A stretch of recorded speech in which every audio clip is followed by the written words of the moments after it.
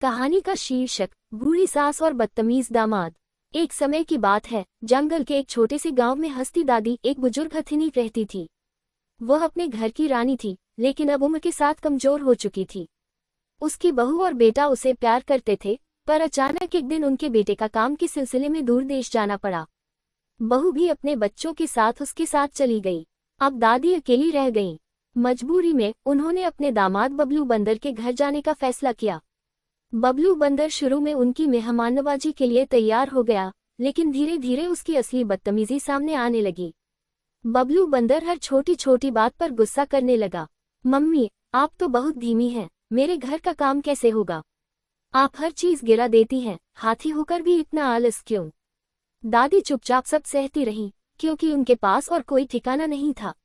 एक दिन बबलू बंदर ने दादी को झाड़ू लगाते हुए देख लिया और चिल्लाया, आपसे ये भी ढंग से नहीं होता।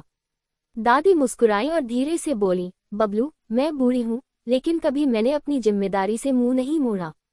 तुम्हारे घर की सफाई में मदद करना मेरा फर्ज है।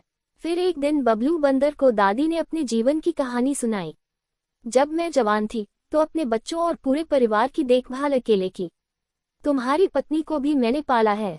आज मैं बूढ़ी हूँ तो सिर्फ एक छोटी सी सहानुभूति चाहती हूँ। लेकिन बबलू ने इसे भी मजाक में उड़ा दिया।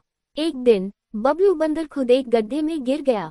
वह दर्द से चिल्लाने लगा, लेकिन आसपास कोई उसकी मदद के लिए नहीं आया। दादी ने उसे देखा और अपनी कमजोर टांगों से उसे बाहर निकाला। उस पल बबलू को एहसास हुआ कि जिस सास की वह हमेशा बेइज्जती करता था, उन्होंने ही उसकी जान बचाई। अंत बबलू बंदर ने हाथ जोड़कर दादी से माफी मांगी।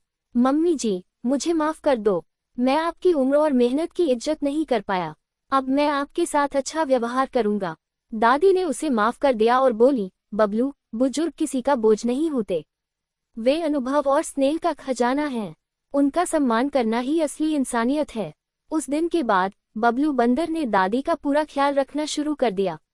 दादी और दामाद के बीच प्यार और समझदारी का रिश्ता बन गया। सीख, ये कहानी हमें सिखाती है कि बुजुर्गों का सम्मान करना हमारी जिम्मेदारी है। उनका अनुभव और आशीर्वाद हमारे जीवन को बेहतर बनाता है। अगर आपको ये कहानी पसंद आए हो तो इसे लाइक और शेयर करें। ऐसी और मजेदार कहानियों के लिए हमारे चैनल को सब्सक्राइब करना न भूलें। धन्यवाद।